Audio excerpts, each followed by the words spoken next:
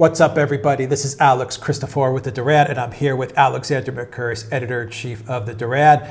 And today we're going to be talking about Brexit.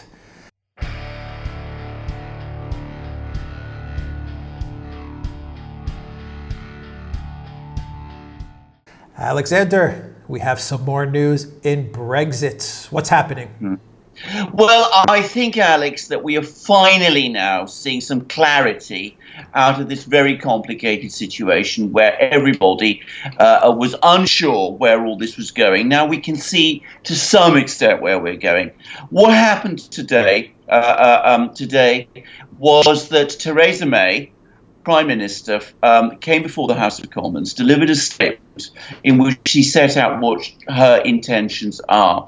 And her intentions are to go back to the European Union for more negotiations, basically to try to change this backstop. The backstop, I would remind all viewers, is this agreement that that Theresa May negotiated with the European Union, whereby Britain will remain in a customs union with the European Union, with a soft border with Ireland, and will not be able to leave that customs union unless the European Union agrees, because that would affect the soft border with Ireland. This has been a sticking point for many people. Theresa May said she would renegotiate it. Now, that part of what happened today is the least important, because the European Union has said many times that they're not going to renegotiate it. So Theresa May is once again pretending that there is a negotiation going to happen, which isn't going to happen. That was one thing. The second thing that happened today was, I think, much more important, which is that we have been hearing now for weeks and weeks about all these parliamentary manoeuvres which were going to happen to stop Brexit. There were proposals for amendments to government legislation to delay Article 50, that is to say the Brexit day, which is due on the 29th of March. And there was also talk of amendments, parliamentary amendments, which would take control of the Brexit process from the government, the British government, and which would open the way, potentially, to a second referendum.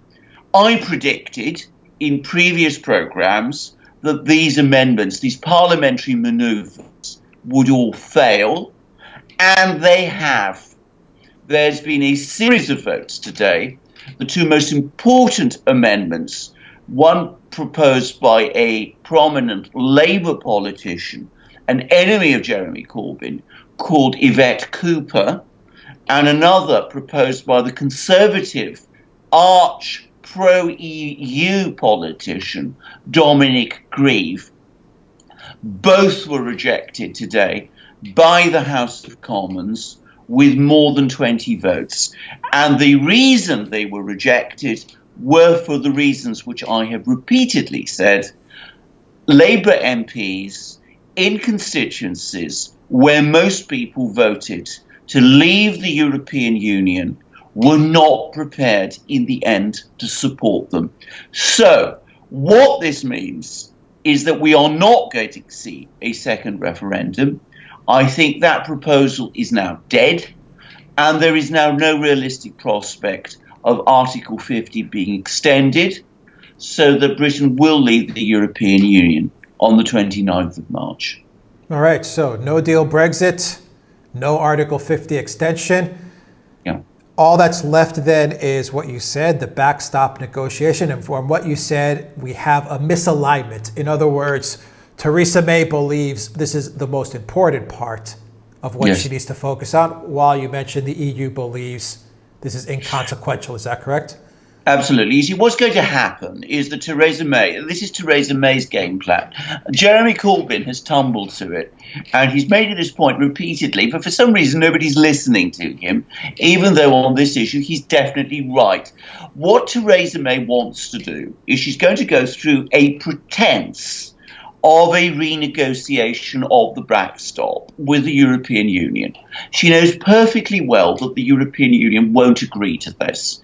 She's then going to come back to the House of Commons later in February, or perhaps even in March, and propose to the House of Commons the very same deal that she negotiated before, which the House of Commons overwhelmingly rejected.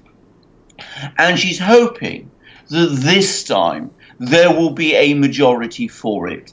I predict that that will not happen, and I predict that because the majority of Conservative MPs are willing to see a no-deal Brexit rather than Theresa May's deal, and Theresa May clearly is not prepared to go against them, we will see a no-deal Brexit on the 29th of March.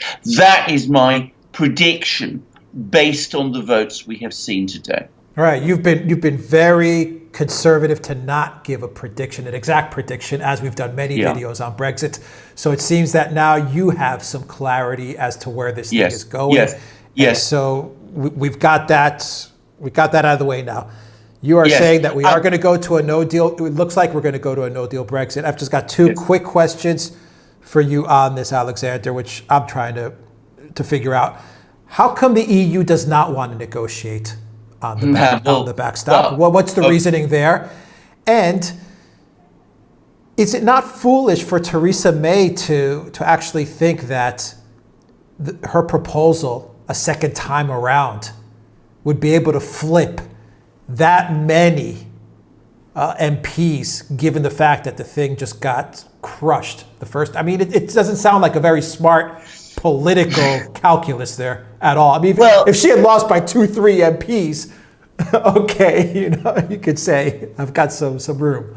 You're absolutely right. Now, can I just, before I answer your questions, just say one thing? Right. I mean, because it's important for our viewers who are not in Britain to understand this, because as has become obvious, British parliamentary procedure is so complicated. One amendment was passed today, one vote was passed today by the House of Commons, which says that there should not be a no-deal Brexit. The point about that amendment is that it has no legal force. The ones which failed, I'm not sure how much legal force they would have had, but there was an attempt to give them legal force. So the amendment which passed was an inconsequential one. It can be ignored, and the government have said it will ignore it. It will ignore it. So now that these parliamentary manoeuvres have failed, it is either Theresa May's deal or no deal. Why will the European Union not change this deal? I think the reason they won't change this deal, even though the pressure on some of them to change it is very, very great, is because of what we have been saying many times in our programmes. The EU bureaucracy in Brussels and the people in Berlin and Frankfurt are presiding over a very precarious and delicate union, one where there is widespread revolt within the union against the things that they are doing. They're worrying about Orban in Hungary. They are worrying against Salvini in Italy. They are not prepared to make concessions to the British, which might encourage other countries like Italy, Hungary, Poland, potentially Greece, after the elections, which are going to certainly come there, possibly Spain, other countries in the EU, to demand concessions from the EU, which might eventually cause the EU to unravel. So for that reason, they are standing firm. And I think they will continue to do so. As for Theresa May, why does she continue bluffing in this way? Why does she think that sooner or later MPs will turn round and accept her idea, her deal, when they rejected it so overwhelmingly? Alex, I think you are completely right. I think Theresa May has never understood the chemistry, if you like, the political dynamics of this process very well. I think she's one of these people who is convinced that she is right. She won't change her views, and she thinks that sooner or later people will come round to her point of view if she hangs tough enough for long enough. I think it's a catastrophically bad calculation, and I think it will fail. But I think the result will be a no-deal Brexit, which I think, as I said many times, is the one way to gain long-term clarity in this situation. Is the UK preparing, is the government preparing for that no-deal Brexit now that it seems that it's fast approaching? It's become more realistic? I hope so. To be honest, a couple of weeks ago, we were hearing talk about preparations being underway. All that seems to have stopped recently, I think, because people weren't sure what was going to happen in the House of Commons today. And I hope that some preparations are being made, because, of course, there need to be preparations, because, to be quite clear about it, if there is a no-deal Brexit on the 29th of March, there will be some disruption. I mean, I don't 2 months away. 2 months away. Well, 2 months away, exactly. There isn't much time now. I don't foresee the apocalypse, but, you know, there will be problems, and they are, I think, fully containable, and they can be contained, that there isn't very much sign of the government doing very much about them. I hope that changes now, and I do hope that as we now move towards that position, we will see more preemptive action being taken. But the key points to take away from the votes today is that Article 50 is not going to be extended. 29th of March remains Brexit Day, and I think the second referendum idea is, to all intents and purposes, dead. There is no support for it, or rather, there is nowhere near sufficient support for it in the House of Commons, because around half the Parliamentary Labour Party is against it. And remind us again, Alexander, what happens on the 29th with Theresa May. She agreed to step down as Conservative Party leader, and what happens next? Right, well, she will, okay, Britain leaves on the 29th of March. That'll be Brexit Day. Theresa May has not said, and it's important to say this, that she will step down as soon as Brexit is out of the way. What she has said is that she will step down before the next election, which is 2 years away. My own personal view is that's wildly unrealistic, and I expect her to step down around April or May. Once Brexit is out of the way, the Conservative Party can then have a proper leadership election, and we will see who the next Conservative leader is going to be. It will probably be someone who is a committed Brexiteer, but I'm not going to guess who that will be. All right, so do we have anything else going on until March 29th? Are we yes. So Theresa May, I guess, will be going to Brussels, and that'll be the next milestone? Yes, that will be the next milestone. Okay. Then she'll come back, and there's supposed to be more votes on her deal. Her amended deal, as she says, only won't be amended on the 14th of February.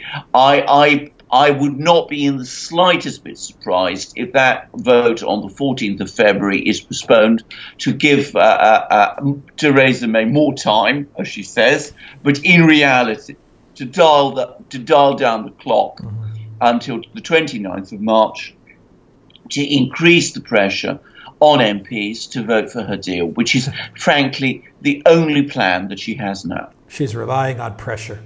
The pressure of the clock. She's relying on the pressure of the clock. That is exactly what she is doing. I think she's wrong. I think she's miscalculating. And I think because of that miscalculation, the prospects of a no-deal Brexit now are very high. And I'm sure a lot of the MPs who voted against her plan the first time around would consider it political suicide to all of a sudden flip and vote for her plan again. So, I mean, there's a lot of self-preservation as well. I think that's absolutely right. I certainly think that if that were to happen, it would create a crisis within the Conservative Party because, as I said, far too many people within the Conservative Party, not just in Parliament, but even more so outside, are very opposed to this idea. And I think that I think the one thing Theresa May is not prepared to do is wreck the Conservative Party. I don't think she wants to be the last Conservative Prime Minister. So I think that's the one thing that she will not do. And I think, as I said, rather than do that, she will take her proposal to the House of Commons. If enough Conservative MPs oppose it, she will not go ahead with it, and we will have a no-deal Brexit on the 29th of March. All right. Alexander Mercouris, Editor-in-Chief of the Duran. Thank you very much. Guys, if you like this video, click the subscribe button down below and click on that notifications bell to get notifications every time we push out a new video. And visit the Duran shop, pick up a t-shirt, help support the Duran. And in the description box down below, you will find links to our PayPal and Patreon pages. Please donate to the Duran. That also helps us out a lot. And of course, you can get a copy of this video in audio format on iTunes and Soundcloud. Go to theduran.com and see all the articles that Alexander is reading every morning with his cup of coffee as he prepares for these shows. All right, Alexander Mercouris, thank you very much. Until next time, everybody, take care.